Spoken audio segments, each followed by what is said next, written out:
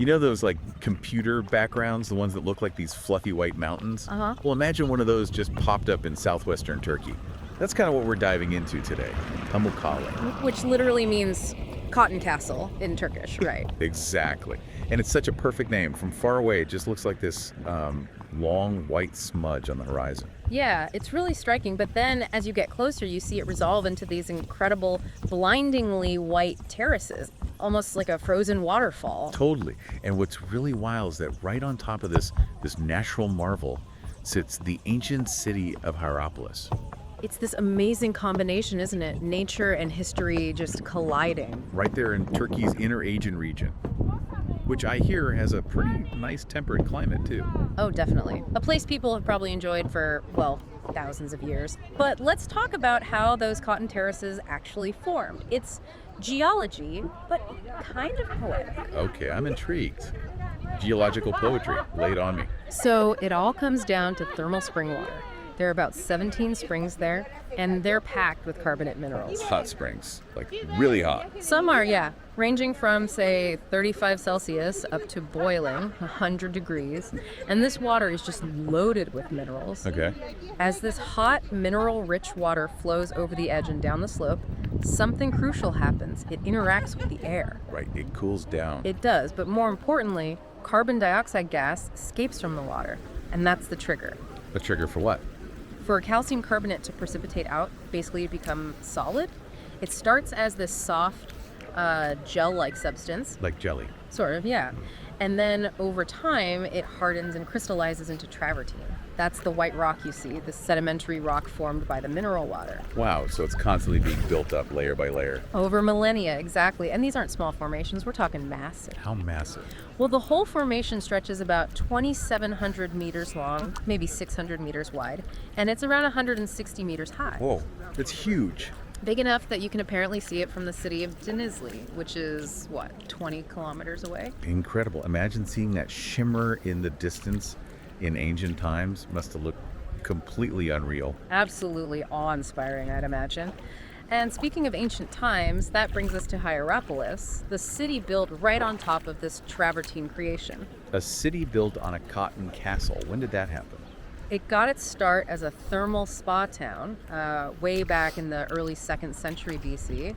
This was during the time of the Seleucid Empire, one of those big kingdoms after Alexander the Great. A spa town. Okay, so people were coming for the waters even then. That seems to be the main draw, yes, a healing center, essentially. There's even a mention of Antiochus the Great bringing Jewish families there, so it sounds like it was quite cosmopolitan early on. Interesting mix. Yeah. And the healing aspect was key. Definitely. The thermal springs were central to its identity. We even find bronze coins from that 2nd century BC period stamped with Hierapolis. Hierapolis, not Hierapolis. Right. The thinking is Hierapolis might relate to an early temple or maybe a mythical figure, Hiera. Later it became Hierapolis, which means holy city. Holy city. That suggests it grew in importance beyond just a spa. It certainly did.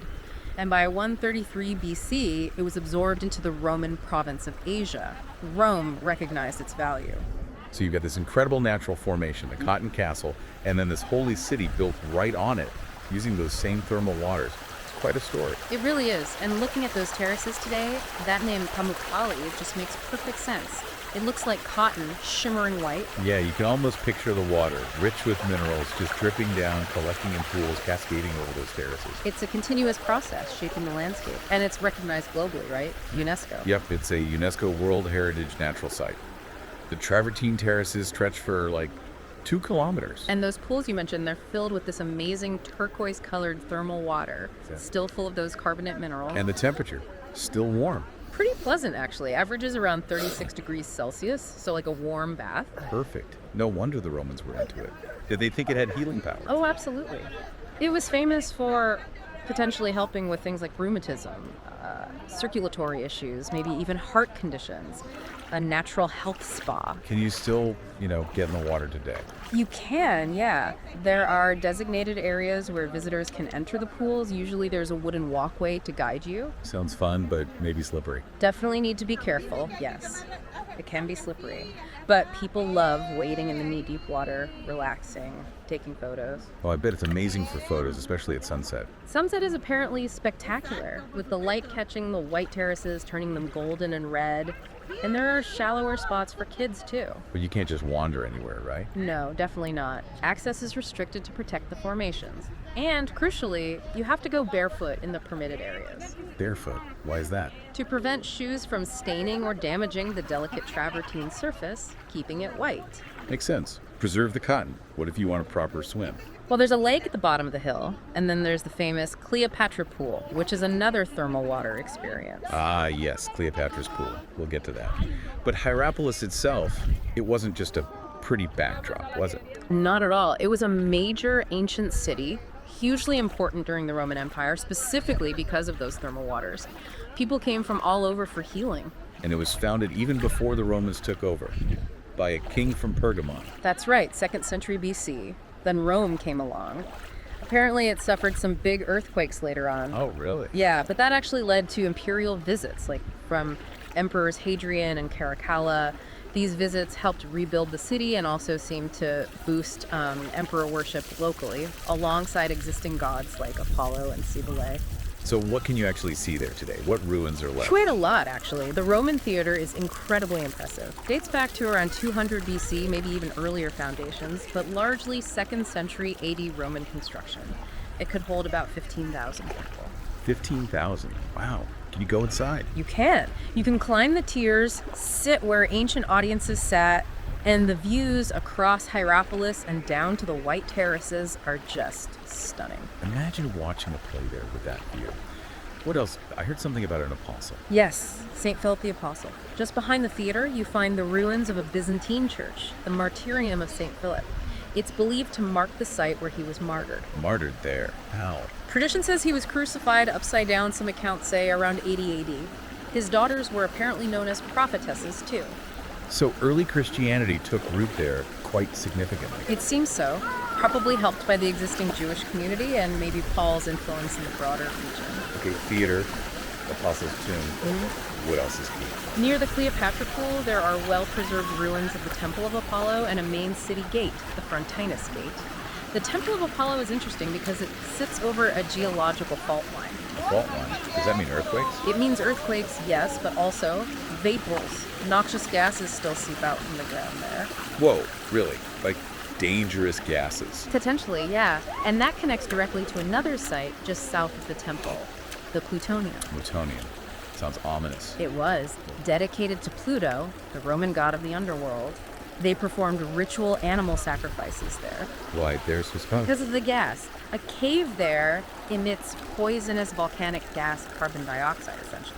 Ancient priests apparently knew how to handle it, maybe holding their breath or staying in pockets of fresh air, while animals brought inside would collapse and die. Seriously? Yes. The ancients literally called it the gate to hell. Strabo, the ancient geographer, described it. Wow. From healing waters to the gate to hell, all in one place. That's quite the contrast. It really is. And interestingly, later on in the 4th century AD, as Christianity grew stronger, Christians apparently filled in or blocked off the entrance to the Plutonium. A symbolic act, sealing Hell's Gate. Pretty much signifies the shift in religious dominance. Hierapolis became an important bishopric in the Eastern Roman Empire, especially venerated after St. Philip's martyrdom. Okay, now back to something slightly less terrifying. The Cleopatra Pool, or the Sacred Pool. Right, this is quite unique. You can swim in the warm thermal water, but you're swimming amongst ancient Roman ruins. How did ruins get in the pool? Earthquakes again.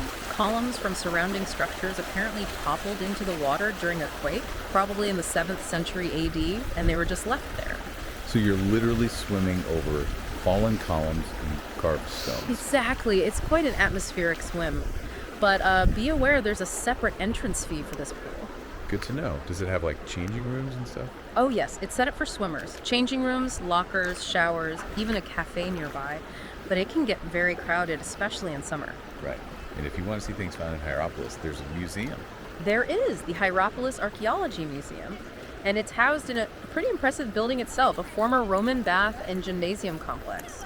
Huge place, about 14,000 square meters. Wow. What kind of stuff is inside? A really great collection covering finds from Hierapolis and other ancient towns in the Lagos Valley, like Laodicea and Colossae. We're talking artifacts spanning over 4,000 years.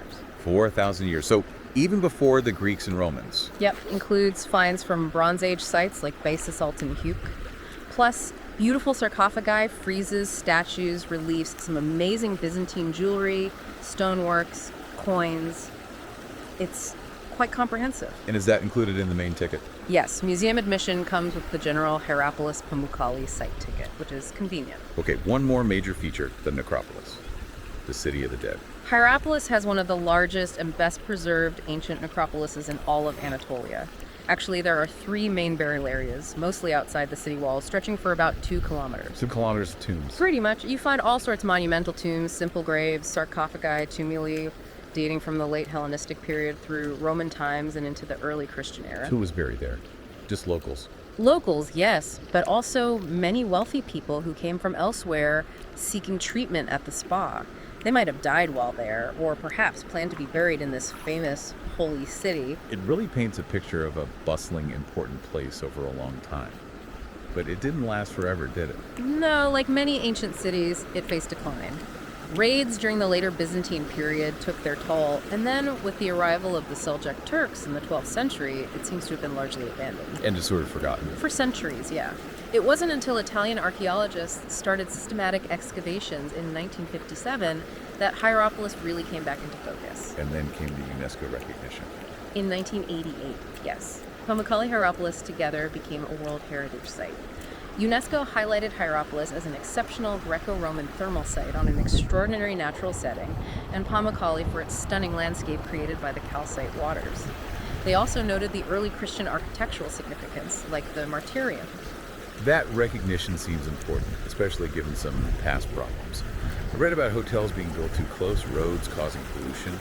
That's true. In the decades before UNESCO listing, tourism development wasn't always sensitive. Hotels were built right above the terraces, diverting water, and a road was even built across part of the site. This did cause some staining and damage, turning parts of the white terraces a bit gray or yellow. Oh no. Was that fixed? Thankfully, yes. After the UNESCO designation, major efforts were made. The hotels above the terraces were demolished. Really? They tore them down. They did. They also created a better system to manage the water flow onto the terraces and, as we mentioned, regulated visitor access barefoot only in specific zones. And did it work? Did the white come back? Reports say there's been a significant improvement. The discoloration has receded quite a lot, and much of that brilliant white appearance has returned.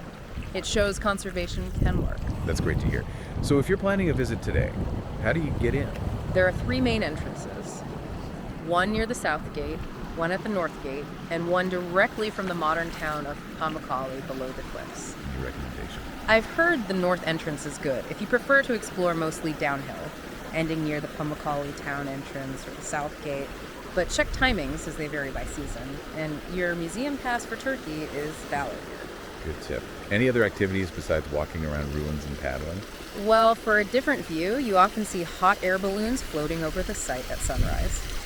And tandem paragliding is also offered, launching from the hills above. Ballooning over the Cotton Castle. That sounds pretty epic. It does, usually part of multi-day tours, though. Okay, practical stuff. If you're going, what should you definitely bring? Sun protection is key. Sunblock, hat, sunglasses. It gets bright, reflecting off the white. Plenty of water.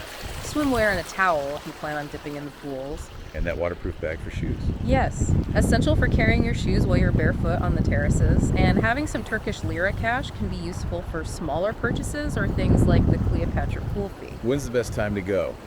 Avoid the crowds. Spring, maybe April, May, and autumn, September, October are often recommended. The weather is usually pleasant, not too hot, and the crowds might be a bit smaller than peak summer. So wrapping up, Pamukkale is really this unique blend, isn't it? The Cotton Castle, natural wonder side by side with Hierapolis, this city steeped in history. Absolutely. It's a place where geology and human history are just completely intertwined. Understanding how the terraces formed gives you one layer of appreciation, and then learning about the Roman spa town, the gate to hell, St. Philip, it adds so many more dimensions. You really get those aha moments, like connecting the thermal springs the Romans used for healing with the very same geological processes creating the landscape. Exactly. And it makes you think, about how that ancient belief in healing waters connects to our modern ideas of wellness and spas. There's a continuity there. And just the sheer visual impact. It's easy to see why it's drawn people for thousands of years and still does. It's just spectacular. Truly spectacular. Maybe leaves you wondering about other places where nature and human belief have created something so special. Perhaps thinking about the whole history of thermal bathing across different cultures. That's a thought. A deep dive into global spa history. Definitely something to consider for the future.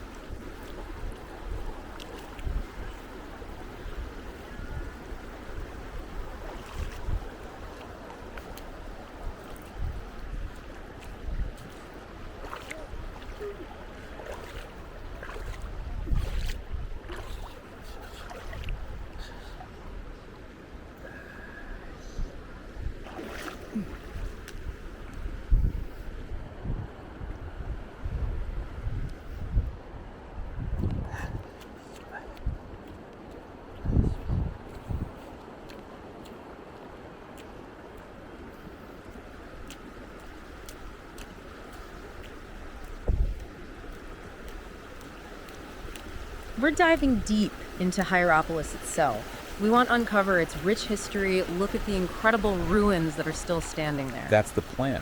We've gone through, historical overviews, archaeological reports, all sorts of things. Right. The idea is to really pull out the most interesting, most important bits about Hierapolis, the holy city itself, moving beyond those famous white slopes for this discussion. Okay, let's do it. Where do we start? Way back. Let's go right back.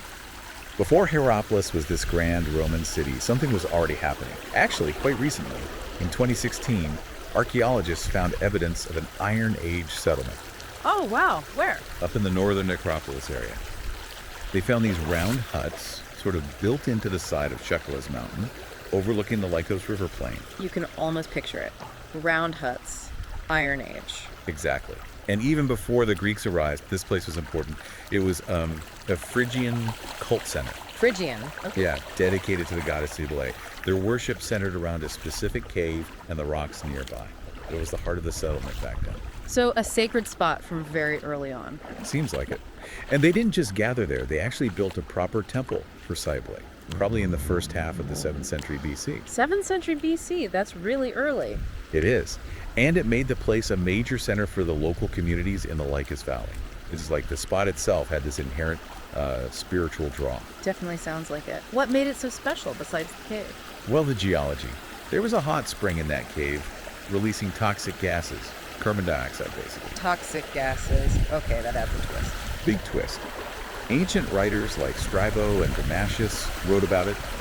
People saw it as a literal gateway to the underworld because of these fumes. A gateway to the underworld. Wow. Yeah.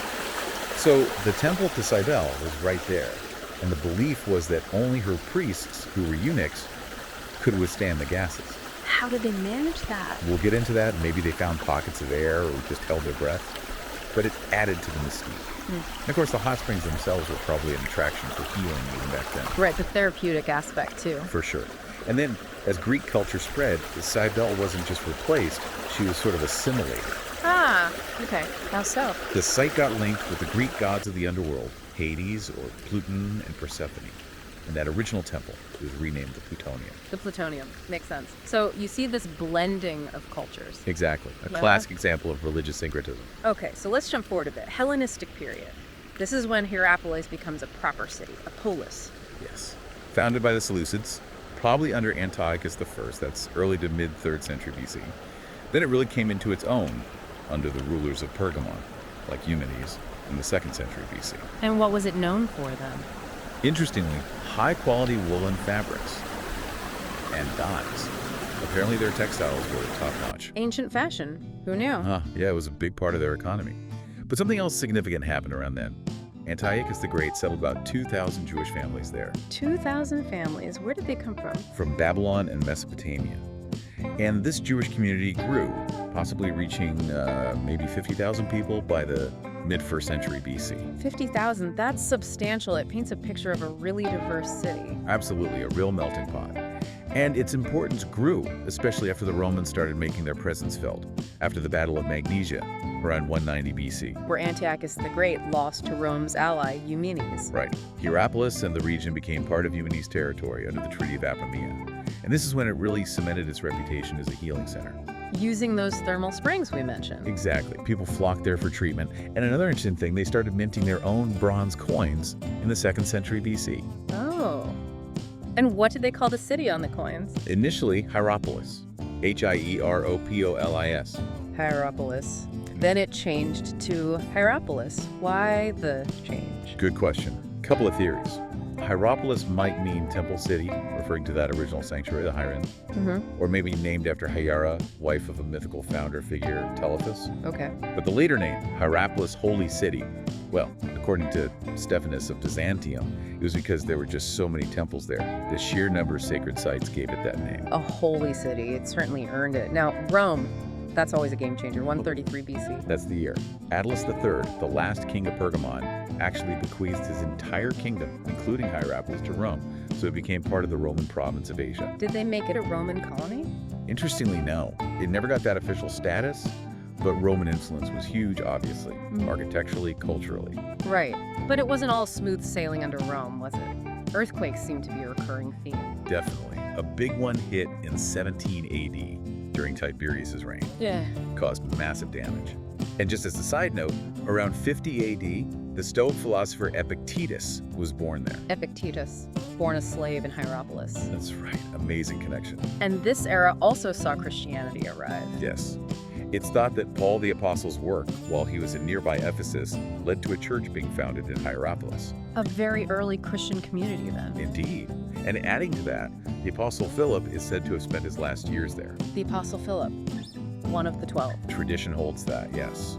And they supposedly built a martyrium, a shrine, on the spot where he was martyred, crucified apparently around 80 AD. Wow. And his daughters. Also part of the tradition. They were considered prophetesses in the region. This connection to Philip really reinforces that holy city name, especially for Christians later on. Absolutely. A direct link. That's powerful. Is anything left of that martyrium? We'll get to the structures later, but yes, the remains of a 5th century building, believed to be the martyrium, are still there on a hill outside the walls.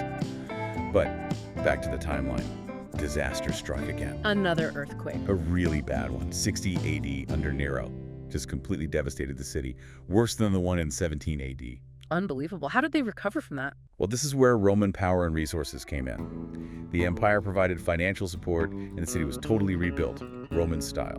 Grand buildings, stone streets. So the ruins we see today are mostly from after that 60 AD earthquake. Largely, yes. It shaped the city's final ancient form. For example, the magnificent theater that was built in 129 AD, timed for a visit by Emperor Hadrian. A visit from Hadrian himself, and they kept improving it. Oh yes. Renovations under Septimius Severus later on. Hierapolis was clearly important. It really hit its golden age in the 2nd and 3rd centuries AD. What marked that golden age? Well, in 215 AD, Emperor Caracalla granted it the title Neokoros. Neokoros. What did that mean, practically?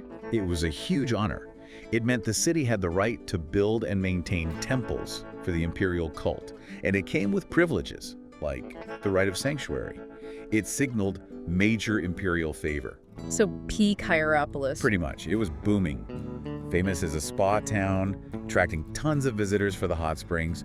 All that activity funded massive building projects. Like what? New Roman baths, a gymnasium, more temples, a grand main street lined with columns, even a fancy fountain, a nymphaeum at the hot springs source. It sounds incredibly vibrant, a center for arts, philosophy, trade. All of it. Population might have hit 100,000 people. 100,000. Yeah, a major metropolis.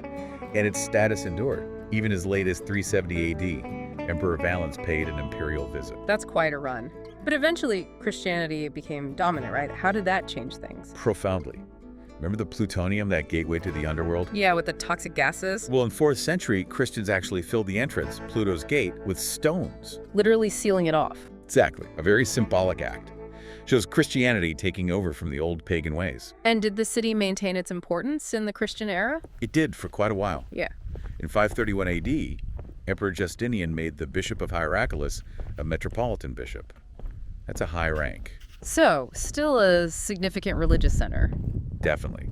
And they adapted the old structures, those huge Roman baths we mentioned. Some were converted into Christian basilicas.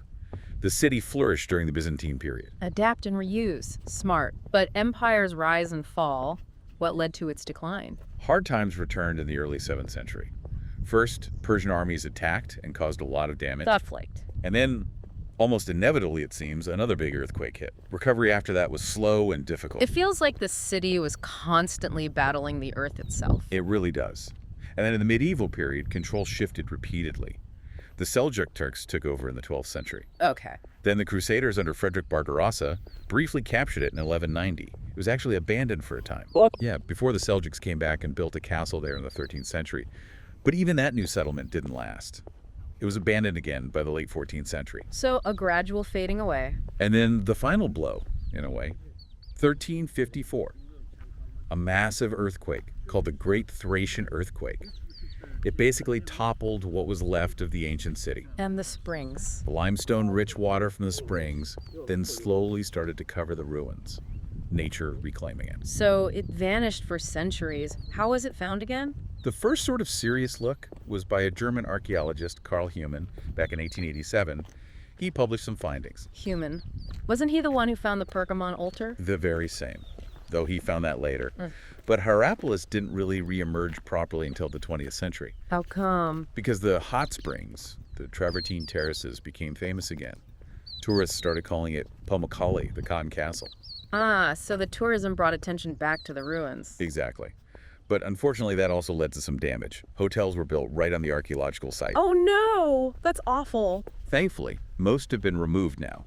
There were campaigns to protect the site. Good. And proper excavations started eventually. Yes, serious, systematic work began in 1957, led by an Italian team under Paolo Verzone. And that work has continued, off and on, for decades. What have they managed to do? A huge amount. Restoration, uncovering buildings. They've even re-erected some of the columns along the main street, giving you a real sense of its scale. They found Byzantine houses, too. And the artifacts, the statues and things. Many have been moved to the local museum, which is excellent. But yeah, some earlier finds ended up in museums in London, Berlin, Rome. Usual story. Right. Okay, let's talk about some of those structures they've uncovered, keeping our focus on the city, not the pools. Where should we start? The main street. Good place. The Hellenistic city had a grid plan. The main street ran north-south, close to the cliff edge, for about 1,500 meters. 1.5 kilometers, that's long. It is. And it was wide, maybe 13.5 meters, with covered walkways, arcades on both sides, and monumental gates at each end, flanked by square towers. It was the city's artery. You can just imagine the shops, the people. Any specific gates still visible? Oh, yes. Near the north end, there's the Domitian Gate. It's actually a triumphal arch, built in the late 1st century AD. 3 arches, flanked by big circular towers. Impressive. And then there's the Frontinus Gate. That was the main entrance to the Roman city proper. It leads onto this wide plaza, the Platea. 3 elegant arches, again with round towers beside them. It's pretty well preserved. Sounds grand.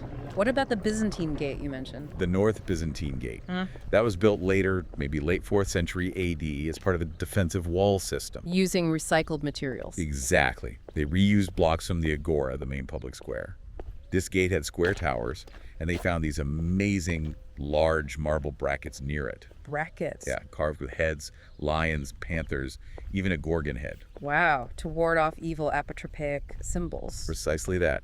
Gives you real insight into their mindset, doesn't it? It really does. Okay, the theater. That's supposed to be spectacular. It is. Truly one of the highlights. Probably built under Hadrian after that big 60 AD earthquake. The facade, the stage building wall is huge. Stands about 300 feet long. And the seating? Massive. 50 rows of seats divided into sections. Could hold maybe 12,000, maybe 15,000 people. Estimates vary. Incredible capacity. Any special features? Definitely. There was an imperial loge, like a royal box. Yeah. And the orchestra area had a high wall around it, maybe for safety during certain events. Gladiators. Animal hunts. Exactly. The Venetians. They modified the auditorium later, rebuilt seats in marble, and raised the podium, which suggests those kinds of spectacles took place there. And the stage itself, was it elaborate? Very. Under Septimius Severus, they replaced the original stage, building the Scanafrons, with this incredible 3-story structure. 3 stories high. Yes, decorated with columns, niches, and lots of sculptural reliefs showing myths, gods, emperors, really ornate. Some of those reliefs are now in the museum. Like the one showing Septimius Severus and his family. That's one of them. And others depicting Apollo, Dionysus, Persephone. It must have been stunning in its prime. But like the rest of the city, earthquake. Yeah, the 7th century quake did major damage, caused collapses, but enough survived to make it a subject for European travelers, sketching the ruins from the 18th century onwards. And there's been significant restoration work recently between 2004 and 2014. Amazing structure. Okay, temples. We talked about Cybele and the plutonium. What about Apollo? Was there a major temple to him? Yes, the main temple in the Hellenistic and Roman city was dedicated to Apollo, specifically Apollo Lerbinos, a local Anatolian version linked to the sun and oracles. Lerbinos. Okay. Though there were other shrines too, Cybele, Artemis, Pluto, Poseidon, but Apollo's was central. Only the Hellenistic foundations remain now part of a sacred area, Etemenos. Was it rebuilt later? Yes, in the 3rd century AD, Roman style, using recycled stones. But it ended up smaller, just the marble floors left from that phase. And its location? Was it near the plutonium? Right next to it. And research suggests both were deliberately built over a seismic fault line. The gateway of Hades' fault. That's the one. The myth said Apollo met Cybele, right there. And remember, the priests immune to the fumes. From the plutonium cave. The tradition was only the priest of Cybele, the Great Mother, could enter unharmed. It's like Delphi, another Apollo site over geologically active ground. They connected these natural phenomena directly to the divine. Fascinating. And this temple was eventually desecrated too. Yes, after Christianity became dominant in the 4th century, part of its enclosure wall was even dismantled to build a large nymphaeum nearby. Let's talk about the plutonium again. That cave sounds intense. It really does. Small cave, fenced entrance, stairs going down into air filled with carbon dioxide. Behind the main chamber, a deep crack in the rock with hot water flowing, releasing that sharp-smelling gas. And the priests, how did they do it? Well, the thinking now is that CO2 is heavier than air, so it would pool near the ground. Priests might have known where to find pockets of normal air higher up, or maybe just held their breath for short periods. Making it look miraculous. Exactly, Yeah. and they used it. The area in front, about 2,000 square meters, was also filled with the gas closer to the ground. Priests would demonstrate its deadliness on animals, like birds. Oh, grim. And they apparently sold oracle readings there. It was a source of income and religious authority. Until the Christians walled it up. It was only unearthed relatively recently. Incredible story. What about the nymphaeum? The fountain? Right, built in the 2nd century AD, right in front of the Apollo temple area. It was a shrine to the nymphs, but also a very practical, monumental fountain. Distributing water to the city. Yeah, through a network of pipes. Vital infrastructure is repaired in the 5th century, Byzantine times. Using stones from the Apollo temple wall. That's right, which also conveniently blocked the view of the now pagan temple. Later, a Byzantine gate was added too. What's left of it now? Mostly the back and side walls. Originally, it would have been decorated with statues. They found a couple of priestess statues there, now in the museum. It was U-shaped, right on the main colonnaded street, surrounded by shops and statues. A real public hub. Sounds lovely. Now, the necropolis, the city of the dead, you said it was huge. Immense. Stretches for over 2 kilometers outside the walls, along the main roads out of the city, north, south, east sections, one of the best preserved in Turkey. How many tombs? Around 1,200 have been found, dating from late Hellenistic times right through Roman and early Christian periods. Who was buried there? Locals, visitors? Both people who came for the spa treatments and died there, and the permanent residents of Hierapolis. What kinds of tombs are there? A real variety. Simple graves, obviously. Then sarcophagi stone coffins. Some are plain, some raised on bases, some carved into rock. Many have distinctive double-pitched roofs, often made of marble, decorated with reliefs, and crucially, epitaphs. Inscriptions telling us about the people. Exactly. Names, jobs, sometimes even their life stories or achievements. Invaluable information. There are also circular mounds, tumuli, with vaulted chambers inside for families, and larger temple-like family tombs for the wealthy. Any highlights in the necropolis? The northern necropolis is fascinating. Lots of tombs made from travertine, the local stone. Some have Greek inscriptions, lahids, over 2,000 years old. Wow. The oldest are Hellenistic tumulus graves on the east side for rich families. Poorer folk had simpler rock-cut tombs. Later in the Roman period, 2nd, 3rd century AD, some graves on the north side even had walled gardens around them. Gardens for the dead. That's quite poignant. Isn't it? With flowers, cypress trees.